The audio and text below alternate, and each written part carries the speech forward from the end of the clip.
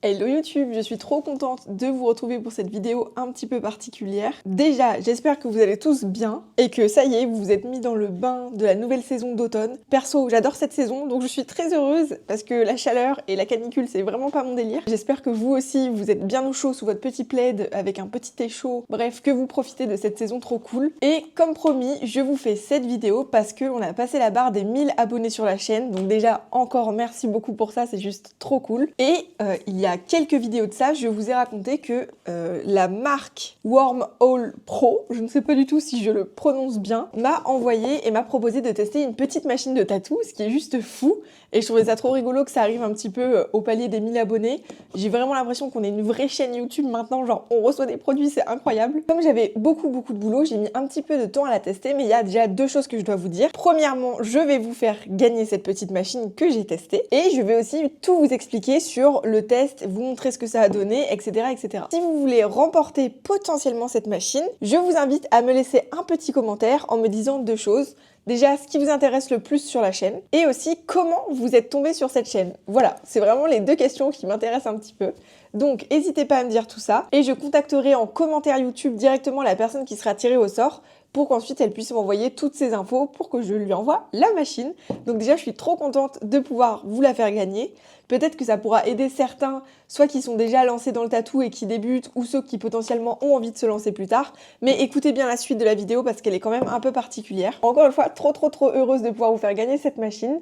Je me dis que voilà, si la chaîne continue de grandir et que petit à petit on m'envoie des produits ou des choses comme ça sera avec plaisir que je partage et que je vous les fais gagner. Puisque vous faites grandir la chaîne, moi je suis trop heureuse de pouvoir vous rendre l'appareil, au moins d'une certaine manière. Voilà, trop contente. Du coup, pour la petite machine, je l'ai testée de différentes manières. En gros, Thomas veut recouvrir sa jambe de plein de strates et de gros aplats de noir, qui m'a permis, quand je commençais le tatou, à expérimenter un peu la technique des aplats de noir. Et comme lui, il est un peu comme moi, c'est-à-dire qu'on supporte pas trop la douleur, genre on est un peu des douillettes, ça permet aussi de faire des petites séances qu'on écarte et à chaque fois on fait 1 ou 2 heures ou 2 ou 3 heures max et on arrête parce qu'il tient pas plus. Mais voilà, moi je sais que je suis pareil, je suis très douillette niveau tatou et on enchaîne comme ça. Donc ça fait déjà plusieurs fois qu'on a commencé à travailler sur sa jambe. Comme on savait qu'on allait recouvrir encore une fois une partie de sa jambe en gros aplat de noir, on s'est dit pourquoi pas tester la machine sur une zone qui allait être recouverte. Comme ça permet voilà, de juste faire des tests de texture, etc. Donc avec cette machine, vous verrez à l'écran toutes les caractéristiques, etc. et un petit peu comment la machine se compose. On a testé différentes textures, sachant que sa particularité, c'est qu'on peut régler le stroke. Donc le stroke, ça va être la course de l'aiguille, c'est-à-dire est-ce que votre aiguille, par exemple, elle fait de ça à ça, ou est-ce que sa course va être vraiment plus longue? En fait, c'est vraiment la course de l'aiguille, et c'est pas les mêmes caractéristiques que la sortie d'aiguille. C'est à quel point vous sortez votre aiguille au niveau du bout de la machine pour piquer plus ou moins profond. Et du coup, encore une fois, la particularité de cette machine, c'est que le stroke est réglable, ce qui est assez rare. En général, justement, quand vous achetez une machine, vous allez déjà devoir choisir le stroke. En général, les constructeurs vont soit proposer un stroke unique ou par exemple, vous en avez plusieurs. Moi, actuellement, j'utilise beaucoup ma FK Iron, celle que vous voyez sur mes vidéos, donc la rose. Et du coup, quand je l'ai acheté, le constructeur me proposait soit un 3, 3,5 ou 4 de stroke, si je dis pas de bêtises. J'ai choisi l'intermédiaire. Du coup, vous allez pouvoir choisir votre stroke, soit votre course d'aiguille, si vous voulez plutôt un travail de ligne ou plutôt un travail de shading. Alors là, il y a différentes théories, j'ai l'impression que personne dit la même chose. Il y a des personnes qui vont partir du principe qu'un stroke plus élevé, donc une course plus élevée, va frapper plus, parce que on va dire que l'aiguille aurait plus d'élan, donc plus de force de frappe. Alors attention, je ne suis pas physicienne, donc j'espère que je vous dis pas de conneries. Donc ça serait plutôt utilisé pour la ligne, pour par exemple pouvoir tracer des lignes un peu plus rapidement et avoir voilà une machine qui punch un peu plus. Et il y en a d'autres au contraire qui vont dire que pour du shading, ils ont besoin d'une force de frappe plus forte en utilisant une sortie d'aiguille moindre. Enfin bref, donc chacun a un peu sa vision des choses. Moi je sais que j'ai plutôt tendance à préférer des strokes élevés, justement pour avoir une machine qui punch un peu plus parce que je pique peu profondément. Donc moi ça me va bien, ça me permet de travailler un petit peu plus rapidement. D'ailleurs, je fais une parenthèse, je suis toujours à la recherche de la machine parfaite genre pour faire mes lignes. Donc si vous utilisez une machine genre un pen et que vous avez la sensation qu'il punch bien, n'hésitez pas à me l'écrire en commentaire parce que je serais curieuse soit de le tester ou soit voilà de m'intéresser à ce type de machine. En tout cas, avant de vous parler juste de cette machine-ci, donc que j'ai reçu, que je vais vous faire gagner, je voulais juste vous faire un mini récap de moi les machines que j'ai testées à l'heure actuelle. Comme ça vous donnera peut-être des repères sur l'avis que je me fais de celle-ci. En gros, j'ai appris à tatouer sur des bobines, donc clairement des machines qui ont tendance à bien taper. Comme petit à petit mon travail a commencé à se spécialiser dans de la ligne fine et plutôt du travail d'ombre, ce que je fais actuellement, j'ai vite senti les limites des bobines qui clairement quand on est sur de la 3 ou de la 1, déjà c'est très compliqué à manier en termes de stabilité. Et en fait la force et la vibration est tellement forte que ok on a une force de frappe qui est intéressante, mais par contre on perd en précision, vraiment c'est oufissime. J'ai commencé à m'intéresser aux pennes après qu'on ait réalisé sur ma main ce tatouage-ci, tac, donc je crois que vous pouvez retrouver dans les tatou tours sur ma chaîne, parce que le tatoueur qui l'a réalisé, l'a fait avec un pen. Alors, je vous mettrai la référence du pen et peut-être une photo par ici. Il me semble que c'est une Dragon Hawk, et du coup, c'est une machine qui doit valoir dans les 100 euros. Vraiment, c'est vraiment des machines très accessibles. Par ailleurs, je vous la recommande carrément pour débuter parce que elle a une force de frappe assez douce. Je pense que ça peut être vraiment une bonne machine pour débuter. Je l'ai utilisée, je pense, pendant 2-3 mois et assez rapidement puisque j'étais familière avec les bobines, donc avec des machines, comme je vous le disais, qui punchaient et qui tapaient assez fort. Je me suis dit qu'en fait, celle-ci, elle n'était pas faite pour moi à 100% parce qu'en termes de texture, je m'y retrouvais, j'arrivais à faire des choses assez sympas. Mais par contre, en termes de ligne, pareil, j'arrivais pas à retrouver ce ressenti de bobine sur un pen. En fait, moi, je cherche vraiment l'entre-deux. J'aimerais trouver une machine qui tape aussi fort qu'une bobine, mais qui ait aussi la légèreté, la non-vibration et la précision d'un pen. Ensuite, j'ai utilisé un pen de chez ITC, c'est la Nomade, et franchement, pas mal, j'ai vu les améliorations et j'ai vu plutôt le fait qu'elle était plus intéressante que la Dragon Hawk parce que ça commençait à puncher un petit peu plus. Je sentais qu'en fait c'était plus précis, que la force de frappe était un petit peu plus équilibrée et un petit peu plus forte. Alors c'est peut-être abstrait quand je le dis comme ça, mais je vous parle vraiment de mon ressenti. Et du coup c'était vraiment pas mal encore une fois, mais il me manquait toujours ce côté force de frappe un peu plus punchy. Et enfin la dernière que j'ai achetée, cette fois-ci, on est sur un autre budget parce que la Nomade, elle était dans les 300 euros. Et ensuite, j'ai acheté du coup celle qui me faisait de l'œil depuis un bon moment. J'ai vu pas mal de tatoueurs l'utiliser sur les réseaux et tout ça. Du coup, je me suis dit que c'était mon tour.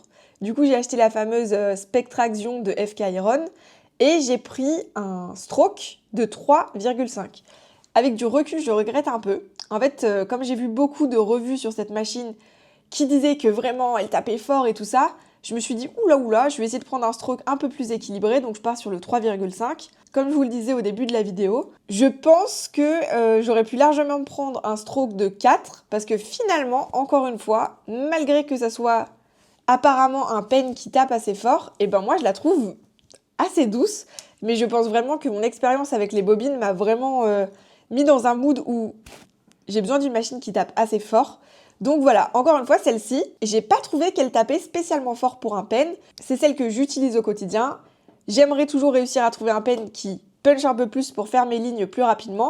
Mais en tout cas, si je peux vous dire quelque chose par rapport à ces 4 machines que j'ai testées, puisque la 4e, c'est celle-ci dont je vais vous parler, c'est que la FK Iron, pour tout ce qui est travail de shading et d'ombre, d'autant plus si vous voulez faire un travail un peu en mode réaliste par rapport à vos ombres, même photoréaliste, où vous savez, genre des aplats de gris un peu à la japonaise, elle est extraordinaire pour ça. Franchement, j'ai jamais testé une machine comme ça, elle est hyper smooth, vous faites vos aplats de gris hyper facilement. Donc si c'est ça que vous recherchez, franchement, foncez. Du coup, avec tout ce background et cette expérience, je vais pouvoir vous donner mon avis sur cette machine. Alors, déjà, au début, je me suis dit que le fait de pouvoir régler le stroke, ça serait juste incroyable. Parce qu'on pourrait vraiment passer d'un travail, par exemple, de ligne, à ensuite un travail de shading, parce qu'en fait, on aurait vraiment une machine polyvalente. Je trouve que sur le papier, l'idée est super bonne. Par contre, une fois que je l'ai testé, honnêtement, je trouve pas que le changement est flagrant. J'ai surtout essayé de voir au niveau du shading d'un fameux aplat un peu à la japonaise, donc un aplat très smooth, la différence entre le stroke max de cette machine et le stroke le plus faible. Et je sens une micro-différence, mais visuellement, je pense qu'il y a un réglage qui est pas ouf parce qu'on sent les stries en fait. Elle n'est pas aussi fluide que la FK Iron, vraiment pas du tout. Et du coup, on n'a pas un travail aussi doux et aussi smooth que ça pourrait l'être. Donc, pour un travail de shading, de texture, je sais pas si vraiment c'est la meilleure machine. Ensuite, j'ai commencé à travailler les lignes. Donc, j'ai testé avec une aiguille de 3 en 0,30 et une aiguille de 7 en 0,35. Toujours en RL, donc du round liner. Et encore une fois, j'ai trouvé que ça allait, c'était pas mal. Mais j'avais pas le ressenti de la bobine, où vous savez, la bobine, en fait, je traçais mon trait, il était cache, noir, nickel et tout. J'avais vraiment plus le ressenti des pens, où en fait, mon trait est toujours un peu grisé, il faut toujours un peu que peut-être je le reprenne, ou que Je sais pas, il y a quelque chose qui est pas optimal. Alors, je laisse le bénéfice du doute à cette machine puisque, comme pour la FK Iron, il faut toujours un temps d'adaptation pour bien s'habituer à sa machine, bien la prendre en main. Donc je voudrais pas la juger trop rapidement. En tout cas, pour le travail des textures, c'est sûr que ça sera pas votre machine idéale. Peut-être que pour les lignes, ça peut être intéressant. Même si moi, je me suis pas dit, pouah, le coup de cœur et tout direct, elle est incroyable. Encore une fois, j'ai une main légère dans le sens où je pique assez peu profond. J'ai toujours plus tendance à rester en surface, on va dire. Et c'est pour ça que j'aime bien les machines qui punchent un peu plus. Parce que ça me permet d'avoir un trait net sans trop appuyer. Enfin bref, en tout cas, c'est ma façon de voir les choses. Donc, pour les lignes, c'est pas forcément la plus intéressante. Par contre, j'ai été hyper surprise pour les aplats de noir. Parce que après avoir fait les fameux tests de ligne et de shading, comme je vous le disais, on a voulu tester les aplats de noir pour recouvrir tout ce qu'on venait de faire.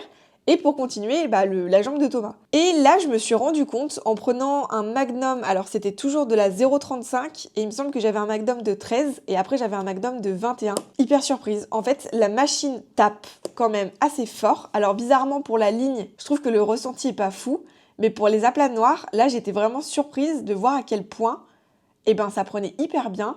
Les aplats noirs prenaient vite. Là, on en est au 4e ou 5e jour de cicatrisation. Franchement, ça se passe bien, il n'y a pas de souci à signaler, le noir a l'air bien smooth et tout ça. Je vous ferai une update vraiment de la cicatrisation complète et de vraiment ce que ça a donné. Mais pour le moment, encore une fois, j'ai testé une bobine de chez Dan Selfmade pour les aplats noirs sur la jambe de Thomas. Il y en a plusieurs et c'est pour ça que pour le moment, il n'est pas à fond uniforme. Une Dan Cubine que j'ai pour l'aplat noir, pareil, c'était pas fou. J'ai testé la FK Iron sur un pote et du coup, j'attends de voir le retour, ça avait l'air pas mal mais c'était lent. Et celle-ci, du coup, je me dis, mais c'est lunaire pour un pen. Vraiment, j'ai hâte de voir la Cica. Je vous ferai encore une fois une update, je le noterai dans le titre de la vidéo, comme ça, si vous tombez sur cette vidéo quelques années plus tard ou quelques temps plus tard, vous pourrez quand même retrouver assez rapidement dans mes vidéos. Elle a l'air d'hyper bien fonctionner pour des aplats noirs. Donc si là, vous avez envie d'une machine plus pour vos aplats, honnêtement, je pense qu'elle pourrait vraiment faire le taf. Donc voilà en termes de test. Vraiment pour résumer, travail de texture, pas ouf parce qu'on voit les strates de la machine. Je sais pas si ça se verra en vidéo, mais c'est vraiment pas le plus smooth que je vous recommande. Travail de ligne peut-être à mieux prendre en main, mais c'est pas ce qui me semble non plus le plus intéressant. Par contre, pour les aplats de noir vraiment bruts, nets et tout, vraiment pas mal. Encore une fois, je pense qu'il faut plus l'exploiter pour bien la comprendre. Donc, comme je vous disais au début de la vidéo, n'hésitez pas à me laisser vos petits commentaires si vous voulez participer au concours.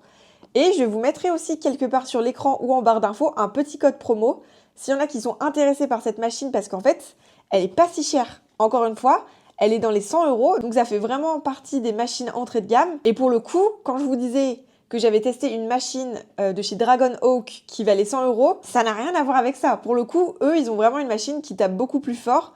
Après, on le sent même sur la qualité de la machine, elle est quand même assez lourde, entre gros guillemets, même si c'est pas lourd en ressenti, mais en termes de prise en main, ça a l'air quand même assez quali, encore une fois, pour le prix. Vraiment, je pense que ça dépend de votre usage. Si vous êtes débutant, je vous la recommande pas forcément parce qu'elle tape assez fort. Si vous êtes en quête d'une machine pen plutôt pour de l'aplat noir, je pense que ça peut hyper bien fonctionner.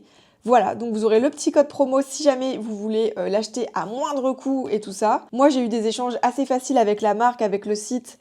Donc voilà, je pense que si vous avez des soucis, ça pourra aussi bien se passer. N'hésitez pas si vous avez des questions en commentaire. Je pense que je vous ai tout dit et de toute façon, encore une fois, s'il y a des choses que j'ai oubliées ou des choses sur lesquelles vous vous posez des questions, n'hésitez pas à m'écrire en commentaire. Voilà pour cette petite vidéo. J'espère que déjà les infos auront pu vous aider par rapport au test des machines que j'ai pu faire depuis que j'ai commencé à tatouer. J'espère que le petit concours vous fait plaisir et je vous retrouve la semaine prochaine pour une nouvelle vidéo. Bisous!